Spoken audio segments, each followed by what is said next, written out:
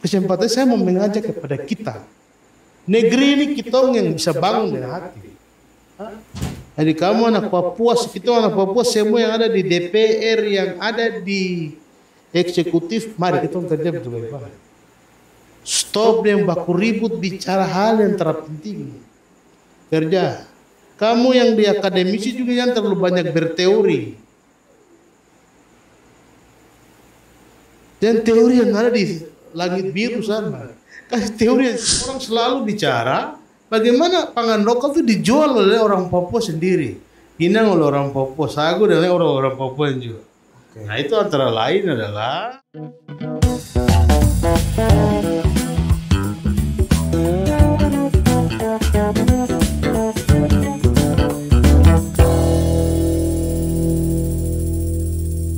selamat jumpa lagi dengan kami dalam Papua Insight, masih dengan narasumber yang sama, Pak John. Terima kasih buat waktunya. Ini kita bahas terus tentang peraturan daerah yang sudah dibuat dan merupakan hasil perjuangan yang mana juga itu berguna untuk khususnya ada keberpihakannya terhadap kita punya orang asli Papua. Nah, kali ini kita akan bahas salah satu perda juga, yaitu tentang perda perlindungan dan pengembangan pangan lokal. Nah, ini sangat menarik sekali. Sudah hadir dengan saya Kakak John yang juga menginisiasi lahirnya peraturan daerah ini. Jadi, mungkin saya pikir penting sekali Kakak bisa menjelaskan kepada kita semua untuk mengapa sih perlu ada perda ini. Ya, begitu. Pak, pakai mic. Jadi saya beberapa kali diskusi dengan mama Papua di pasar mama Papua di Kota Jayapura. Karena ya saya sering pulang kantor atau itu sering duduk di sana ya sambil minum kopi, ya, cerita-cerita dengan mereka. Ya juga kita belanja juga di sana. Jadi dan juga fakta bagaimana kondisi pedagang asli Papua. Bagaimana kondisi dari perputaran uang. Perputaran dari bagaimana mereka menjual, kemudian bagaimana kita melihat orang yang membeli dan bagaimana mereka bisa mendapatkan keuntungan dari hasil penjualan. Yang menurut saya perlu memang ada intervensi pemerintah dalam rangka bagaimana memandirikan mereka, bagaimana ada kebangkitan ekonomi dalam terkait dengan pangan lokal. Bagaimana ada semacam strategi dalam pengembangan ekonomi masyarakat. Tapi juga bagaimana ada perlindungannya. Perlindungan pangan lokal. Bagaimana pengembangan ekonomi yang berbasis pangan lokal. Nah, jadi itu intervensinya ini dalam bentuk perlindungan. Intervensi itu misalnya terkait dengan perlindungan itu adalah bagaimana melalui kegiatan dari dana respek misalnya, dana desa, mereka dapat membangun lumbung-lumbung pangan lokal. Ya, lumbung pangan lokal. Bagaimana perlindungan ini juga bagaimana pemerintah dapat membicarakan dengan pemerintah pusat terkait dengan kebijakan beras rastra agar masyarakat tidak tergantung terus kepada beras rastra atau dulu orang sebut beras raskin. Ya. Bagaimana pemerintah kemudian lebih selektif untuk mengeluarkan izin-izin yang terkait dengan perluasan lahan atau pembukaan lahan kelapa sawit ataupun juga HPH. Ini hal-hal yang sangat terkait dengan perlindungan terhadap pangan lokal. Ya. Kemudian bagaimana pemerintah memberikan kesempatan yang luas kepada pedagang asli Papua untuk melakukan kegiatan perdagangan pangan lokal. Itu yang orang selalu bicara, bagaimana pangan lokal itu dijual oleh orang Papua sendiri, pinang oleh orang Papua, sagu dan orang-orang Papua juga. Nah, itu antara lain adalah bagaimana perlindungan terhadap pangan lokal yang dapat dilakukan. Kemudian perlindungan terkait dengan perwujudan ketahanan pangan tadi ya. Bagaimana itu dengan membangun lumbung-lumbung pangan lokal. Kemudian terkait juga dengan itu ada di pasal 5 Perdasi Papua. Di Perdasi Papua ini ya, terkait dengan pangan lokal itu peraturan daerah Provinsi Papua nomor 6 tahun 2020 tentang perlindungan dan pengembangan pangan lokal. Oke. Ya, jadi bentuk-bentuknya yang tadi saya sampaikan itu artinya bahwa kehadiran kami dari anggota yang diangkat itu ikut memberikan solusi, memberikan payung hukum bagi pemerintah untuk dapat melakukan proteksi pemberdayaan dan keberpihakan bagi orang asli Papua terkait dengan pangan lokal. Nah, kemudian terkait juga dengan pembukaan lahan tadi ya, saya tadi sampaikan itu agar pemerintah provinsi dan kabupaten kota itu untuk terkait dengan pemberian izin investasi ada di pasal 12. Pemerintah provinsi berkewajiban melindungi pangan lokal dengan 1. Berkoordinasi dengan pemerintah untuk mengatur distribusi beras sejahtera di provinsi Papua. Jadi ini untuk kita bagaimana membuat masyarakat itu keluar dari ketergantungan mereka terhadap beras raskin yang membuat mereka menjadi malas, sehingga tunggu saja tiap bulan raskin datang atau rastra. Yang kita harapkan adalah pemerintah berkoordinasi pemerintah pusat agar dana bisa diuangkan untuk pengembangan lumbung-lumbung pangan lokal di masing-masing keluarga dan masing-masing kampung. Oke. 1. Yang kedua, pemberian izin investasi perkebunan dan pembukaan lahan perkebunan yang menjadi kewenangan pemerintah secara selektif. Harus selektif. Mana wilayah yang kemudian memasuk di izin ke wilayah misalnya.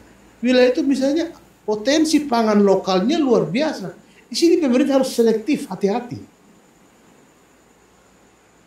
Yang berikutnya adalah berkoordinasi pemerintah kabupaten kota agar dalam pemberian izin investasi perkebunan dan pembukaan lahan yang menjadi kewenangan dilakukan selektif. Ini izin prinsip kan dari kabupaten. Ini kabupaten juga. Jangan asal kasih keluar izin. Tadi saya bilang di awal, jangan kita terlalu menyembah investor. Sampai dusun masyarakat juga harus diratakan demi kelapa sawit. Iya, iya. Nah itu cara-cara pemerintah melindungi. Kemudian yang berikutnya adalah mendorong agar ASN, TNI, Polri, anggota DPR, MRP, pegawai BUMN swasta, hotel, restoran swasta di Provinsi Papua untuk membeli pangan lokal dari petani dan pedagang asli Papua sekurang-kurangnya sekali dalam setiap bulan. Ini maksudnya begini. Kan orang dapat jatah pegawai, jatah beras. Ya, mungkin harus ada kebijakan. Dalam begitu kita melindungi pangan lokal, harus ada kebijakan dari pemerintah, dari pimpinan, misalnya dari sekretaris DPR atau MRP, dan juga kepala-kepala BUMN, BUMD, Kapolda, Pangdam, yang ada ini, anggota ini, Mereka wajib untuk membeli Setiap bulan itu ada paket pangan lokal. yang dikasih kepada anggota Dan mereka. bagi itu yang saya bilang sekurang-kurangnya. Harapannya adalah dia dapat jatah beras, tapi juga jatah pangan lokal. Pangan lokal. Beli di Kota Jayapura misalnya, beli di pintu mama-mama yang ada di Jalan Percetakan. Bayangkan kalau satu kali orang belanja, untung kan dia. Pemasukan masuk. Untuk kita secara tadi saya sampaikan, setelah kita lihat perputaran uang, bagaimana mereka jual, bagaimana mereka dapat uang. Tapi kalau kita bisa restoran misalnya, hotel misalnya, ambil sayur dari situ, orang ada uang, nanti ada sumber pendapatan masuk. Makanya paling sedikit satu kali. Kalau dia mau bikin tiap minggu ada paket-paket pangan lokal, ya pemerintah provinsi atau gubernur ada berapa pegawai? Misalnya dia punya pegawai ada 200. Satu tahun, satu bulan, satu kali, satu paket sayur dengan ada ubi berapa? Ubi berapa tumpuk, keladi berapa tumpuk, sagu, pisang, apa, masuk untuk mama mereka. Tapi kita juga mengkonsumsi pangan lokal. Itu bentuk-bentuk perlindungannya yang kita harapkan. Kemudian dipergunakan, pemerintah juga menentukan harga jual pangan lokal yang terjangkau dan ekonomis. Pemerintah menentukan harga, jangan supaya lebih baik mama ini mendapatkan barangnya laku terjual daripada terlalu mahal baru tidak laku. Jadi pemerintah menentukan harganya sehingga ke depan mungkin mama harus bisa jual per kilo, timbang 1 kilo berapa, harga dasarnya berapa 1 kilo. Ya. Nah, kalau satu tumpuk ubi itu dia harga 1 kilo ditaruh misalnya 30.000, berarti kalau timbang dia ada dapat 5 kilo, berarti kita tinggal kalikan saja berapa. Kalau dia dapat 10 kilo, kita tinggal kalikan saja berapa. Atau dia dapat 3 kilo, berapa. Nah, itu bentuk-bentuk perlindungan pangan lokal. Dan bagaimana sejauh ini kan sudah mulai dari tahun 2020 ya? Iya. Dan bagaimana sejauh ini pelaksanaannya di... Nah, ini yang belum, lapangan karena ini kan baru kita dapat.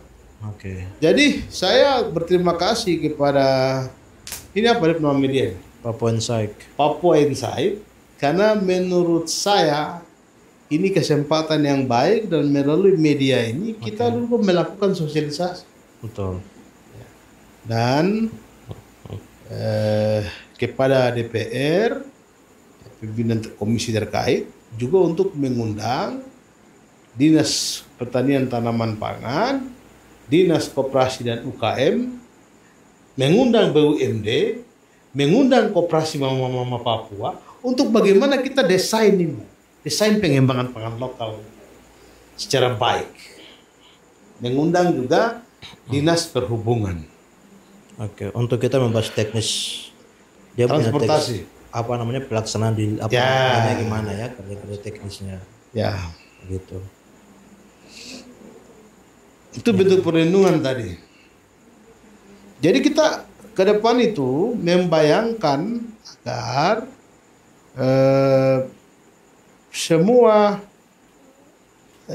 terkait dengan pengembangan pangan lokal itu misalnya ada diklat kepada pangan lokal baik petani, nelayan, peternak, dan pedagang asli Papua. Nah, pertanian ini kan punya balai latihan pertanian. Dia bisa menggunakan fasilitas itu untuk memberikan pelatihan-pelatihan kepada mereka. Kemudian ada budidaya pangan lokal. Budidaya pangan lokal ini yang tadi kami sampaikan, pemerintah daerah berkoordinasi dengan pemerintah kabupaten untuk menetapkan produk lokal unggulan pada masing-masing wilayah adat. Oke. Misalnya kita harus punya, misalnya di kabupaten yang cocoknya orang tanam apa? Kalau misalkan kalau dia Buah merah misalnya, buah kalau merah. buah merah apa? Wamena ya? Ya, itu ada yang dia ini kan buah yang memang punya manfaat ekonomi tapi juga manfaat kesehatan. Ya, harus ada misalnya lumbung pangan lokal tadi kita maksudkan itu. Coba bayangkan saja kalau satu kampung itu punya 1 hektar Buah merah. buah merah. Di kabupaten, satu kabupaten itu misalnya dia ada punya 300, dia ada punya 100 kampung. Itu sudah ada 100 hektar. Ya, ya. Berarti ini memang perlu apa namanya? Koordinasi. Koordinasi dari Ya. semua pihak-pihak. Ya, itu yang kita maksudkan di pasal 14 tentang budidaya pangan lokal. Jadi yang ada ini kan dia tumbuh secara alamiah.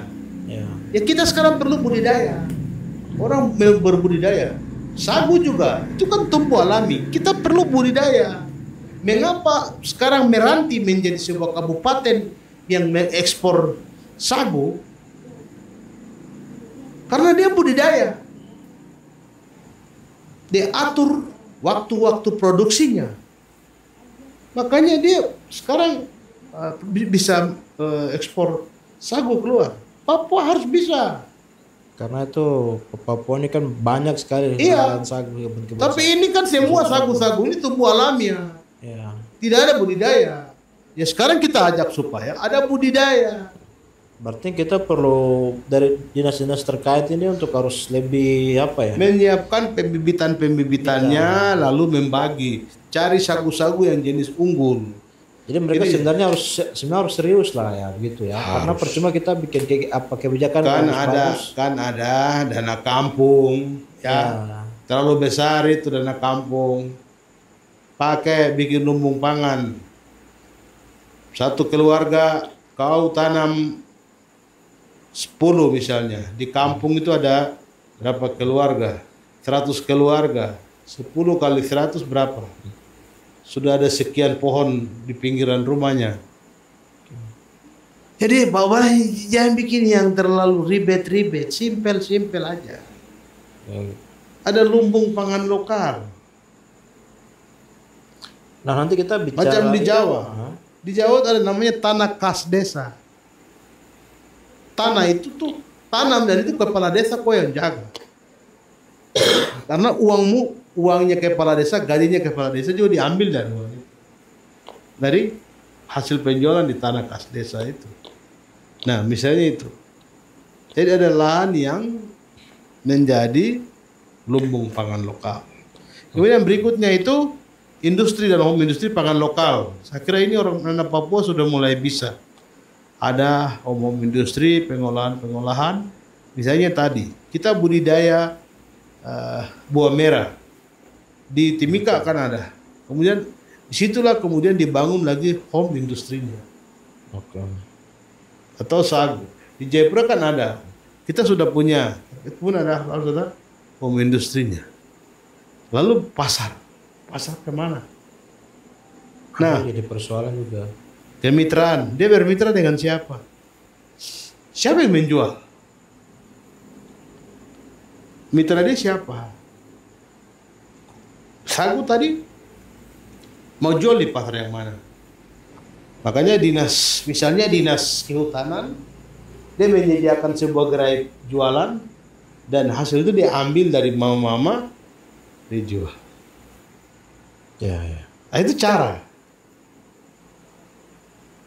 Nah, sekarang Atau mungkin yang pikir bikin bentuk kemasannya lagi seperti bagaimana? iya kan ada.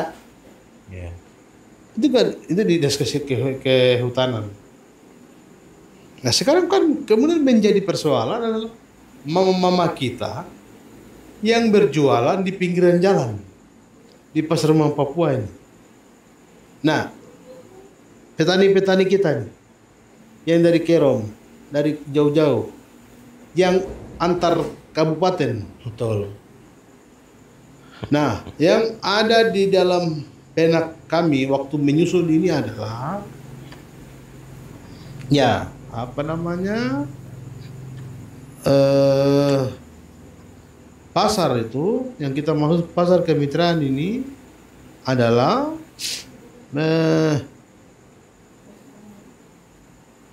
jadi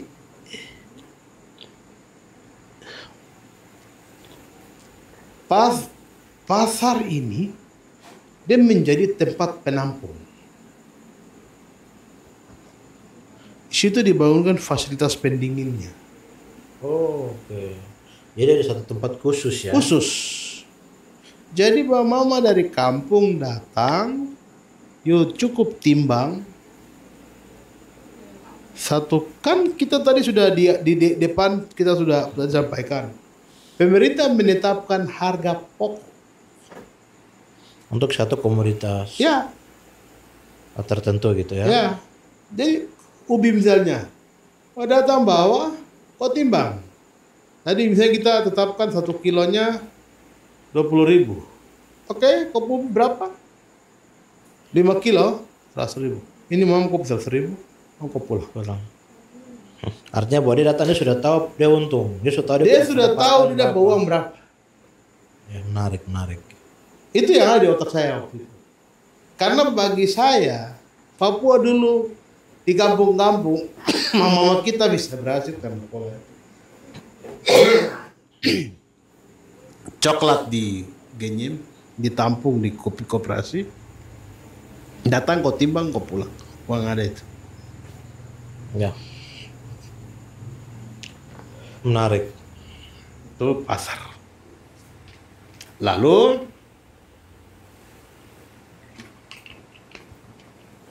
di pasar ini siapa yang ngejaga? Pemerintah kan punya BUMD itu, Badan Usaha Milik Daerah. Macam di Papua ini kan ada Irian Bakti.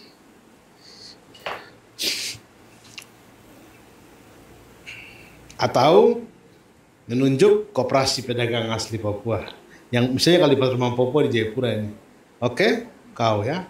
Ini modal, you punya tugas, you menampung. Siapkan rumah pendingin, tak simpan di situ. Nanti dia yang menyalurkan. Cara menyalurkannya, cara dia itu. Tadi kan kita sudah atur di depan. 1 bulan sekali pegawai ambil. Sudah ada kemasan-kemasannya, tinggal dikasih. Saya sudah hitung harganya berapa nih. Tak. Sekian, sini satu paket ini, satu paketnya sekian. Dari hasil dia beli dari masyarakat dengan dia jual kepada mitra yang lain, sudah ada prediksi bahwa akan untung sekian. Jadi ini berputar terus.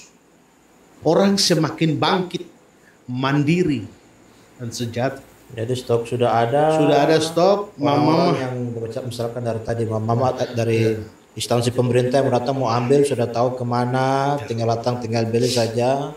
Ketersediaan untuk setiap bulan yang tadi di awal sudah kita bicara tadi, artinya bahwa ini semuanya berjalan dengan baik ya. Yang berikut transportasi.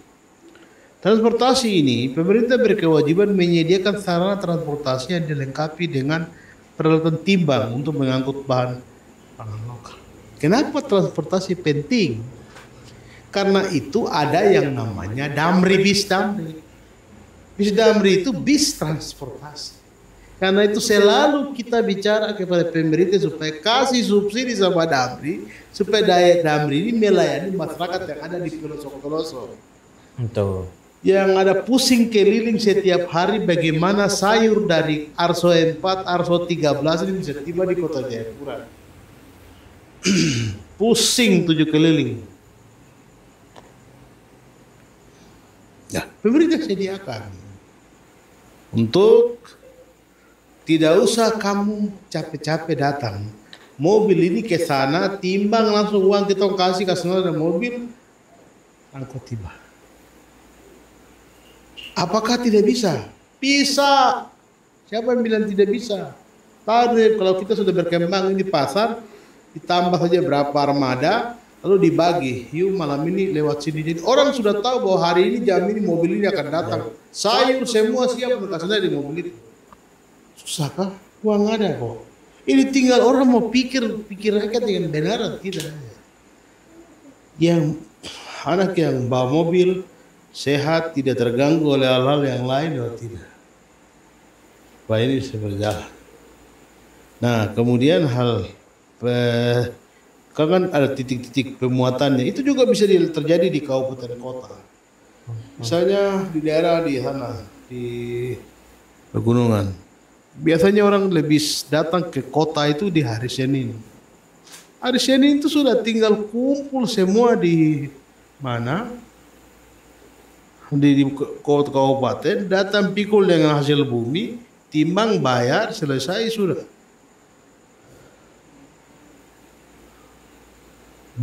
Bawang merah, bawang putih dari Lanijaya turun ke Wamena, dari Tolikara turun ke Wamena. Barang-barang yang di sini tidak ada yang kita bawa datang dari Jawa sana masuk itu, tapi yang bisa dari Wamena, pesawat kan ada, tinggal gas turun.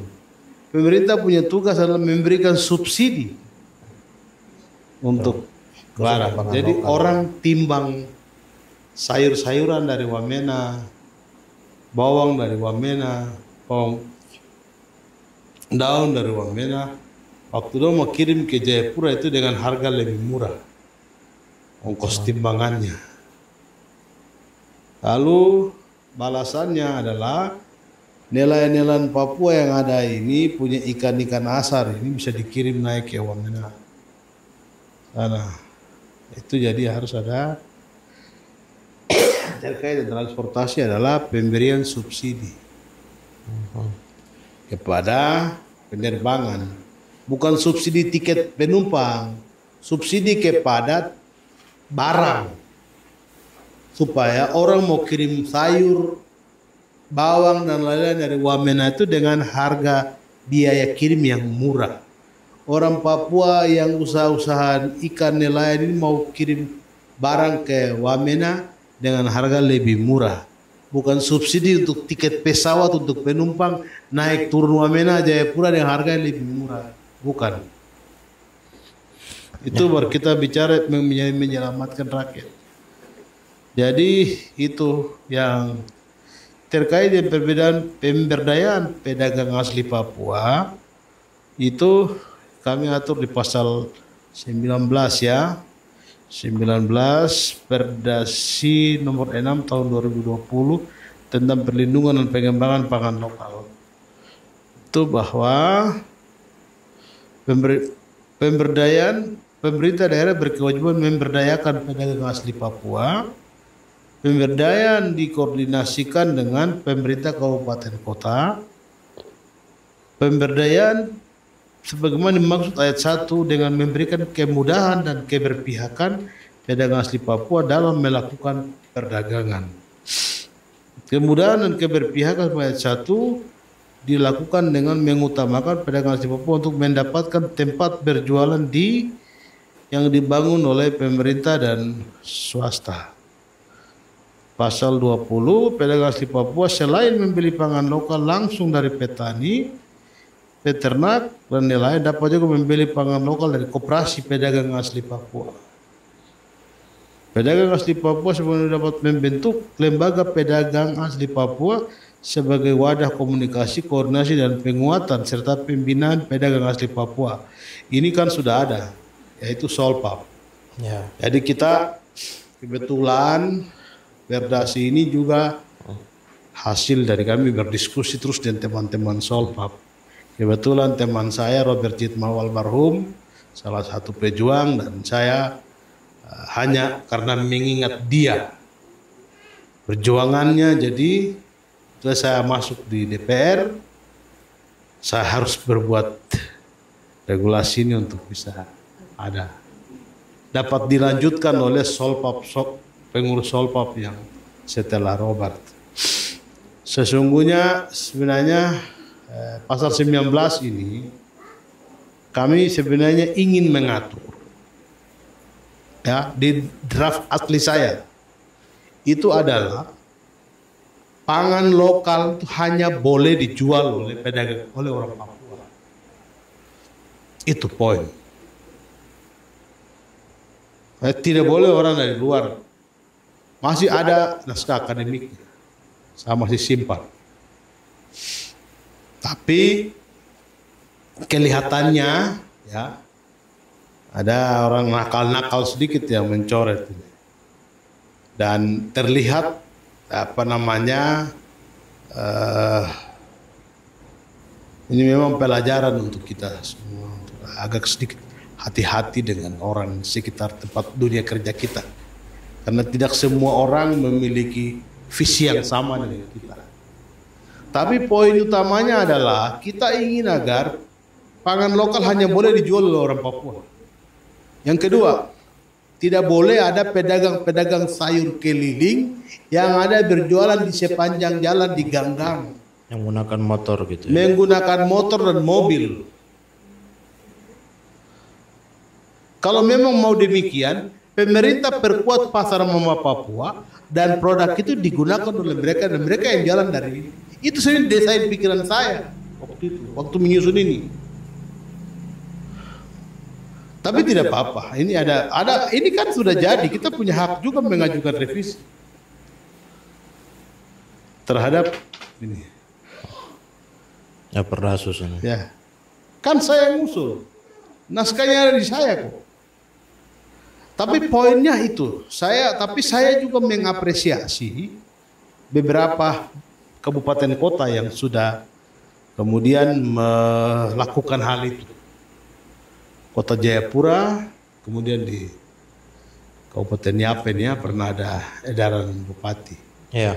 Nah, saya harapkan dengan ada perdasi ini, perdasi nomor 6 tahun 2020 ini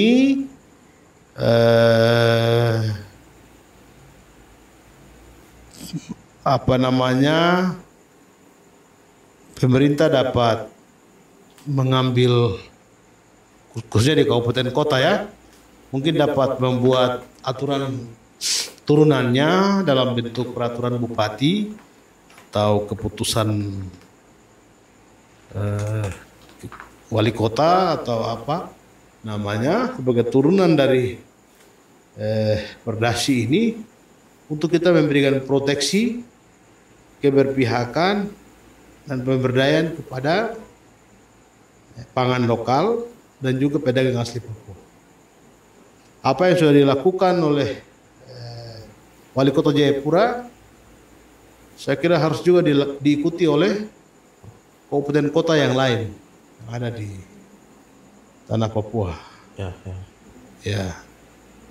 Biar bagaimana semangat untuk agar mama kita harus punya dream, harus punya mimpi ke depan bahwa pada 1 atau 2 tahun atau 10 atau 20 tahun mendatang tidak boleh lagi ada anak mama Papua yang jualan terus di pinggir jalan. Harus ada tempat di mana mereka datang, cukup timbang dan mereka pulang, uang mereka ambil. Kalau saya dreamnya ke sana, mimpi saya itu ke sana. Mimpi itu yang kita tuangkan dalam sebuah regulasi yang hari ini sudah ditandatangani nomor 6 tahun 2020. Saya berkaca dari saya waktu kecil di Wamena, mama kebetulan sering bikin kebun. Jadi biasanya pagi kalau sudah itu ya sudah siap di karung atau di noken, kami pergi ke kantor JDF. Cukup timbang saja, uang sudah kita dapat. Itu pola yang memberdayakan orang.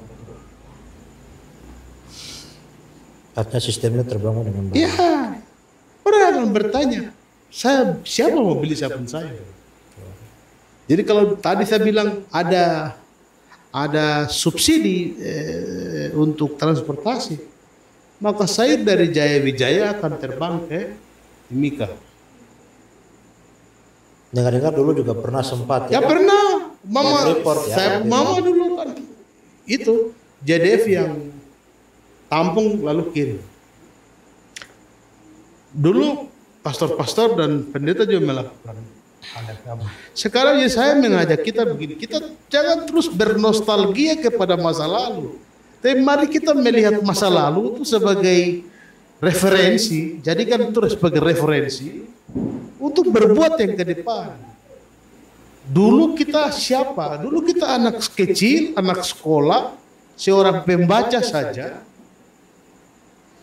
Nah, sekarang kita ada di posisi ini, kita harus berbuat sesuatu sesuai dengan tupoksi kita. Saya akan anggota DPR, ya tupoksi saya bikin regulasi. Saya bukan eksekutif. Tentu berbeda kalau saya pindah ke eksekutif. Oh ya udah, desain pikiran saya kan ada. Kan gak susah, duit ada. Saya tinggal di dinas ini, masuk uang situ ya. Tempat itu begini ya, ini ya, barang jalan. Kesempatan saya mau mengajak kepada kita, negeri ini kita yang bisa bangun dengan hati. Jadi kamu anak Papua, kita anak Papua, semua yang ada di DPR, yang ada di eksekutif, mari kita kerja betul-betul. Stop yang baku ribut bicara hal yang terpenting. Kerja. Kamu yang di akademisi juga yang terlalu banyak berteori. Dan teori yang ada di langit biru sana. Kasih teori yang simpel-simpel. Supaya kita bisa jadikan, buka ruang diskusi, terima masukan dari para akademisi untuk kita sama-sama kerja. Nah, kita bisa mengukur dan melihat seberapa efektifnya teori yang kan kita perdebatan untuk kepentingan menjawab kebutuhan mama Papua hari ini. Ini yang penting. Bagaimana kita membumikan teori ke dalam konteks Papua hari ini. Karena Papua bukan Cina, Papua bukan Amerika, Papua bukan Afrika. Papua adalah Papua. Orang Papua ini datang dari sini dan menyebar di sini dan hidup di pulau ini. Kayak bukan dari Afrika. Ya, banyak yang lain. Nah, nanti terkait dengan implementasi ke depan di lapangan, harapannya saya berharap begini. Saya berharap perda ini dikawal baik oleh teman-teman Sol. Karena ini adalah hasil kita sama-sama. Perjuangan yang saya pikir belasan tahun ini cukup lama. Karena saya masih Dan SMP. janji saya kepada sobat saya Robertus Citmau bahwa saya kalau Tuhan berkenan saya masuk DPR saya akan bikin perda. Dan hari ini terbukti. Jadi tambang rakyat tadi juga saya janji saya akan bikin. Janji saya enggak. Jadi saya bilang jangan kita janjikan bulan kepada rakyat karena bulan terlalu jauh. Janji yang bisa kau bikin. Terus jangan juga diam-diam juga. Nanti orang bingung ini kerja kurang apa ini. Betul. Kalau kerja utak-atik uang semua bisa lah. Pedagang di pasar, oh iya di Nagri juga jago. Ini duit kasih ke sini sih. Kalau soal bicara-bicara juga semua bisa. Semua bisa. Tapi bagaimana mewujudkan ide itu untuk kemudian diimplementasikan di lapangan, itu yang harus kita sama-sama. Harus butuh kebersamaan. Ya. Siapa punya lebih bagi kepada yang lain, siapa punya kurang, buka diri. Buka diskusi. Betul. Papua ini tidak butuh orang yang banyak bicara. Papua ini butuh orang yang mau kerja. Yang simpel saja. Ya.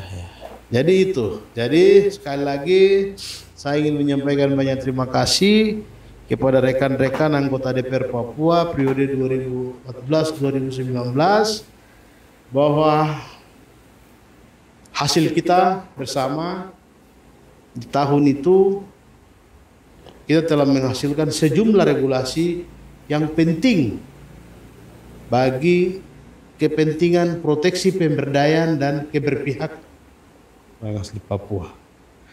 Sebentar lagi perdasi tentang nelayan sudah juga akan jadi. Saya masih simpan ini hasil evaluasi Kemendagrinya. Mudah-mudahan akan pada waktu dekat bisa diselesaikan. Ini nelayan, kebetulan saya juga yang mengusulkan. Jadi nelayan punya sudah, pangan lokal ada, tambang rakyat ada, danau ada. Ini semua hasil dari kita pada waktu yang lalu. Jadi kami kursi pengangkatan DPR Papua ini kita masuk dengan isi, bukan kita kaleng-kaleng kosong. Tidak, tidak ada isi.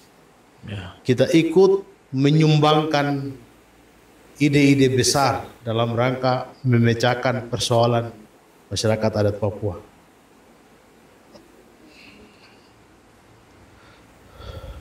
Luar biasa Pak John. Begitu. Artinya sekarang tantangan kita dan yang menjadi kewajiban kita adalah bagaimana kita bisa mengawal. Makanya saya senang malam ini bisa ada media.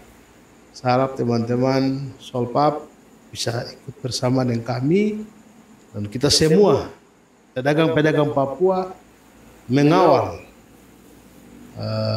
pelaksanaan daripada perlindungan dan pengembangan pangan lokal di Provinsi Papua.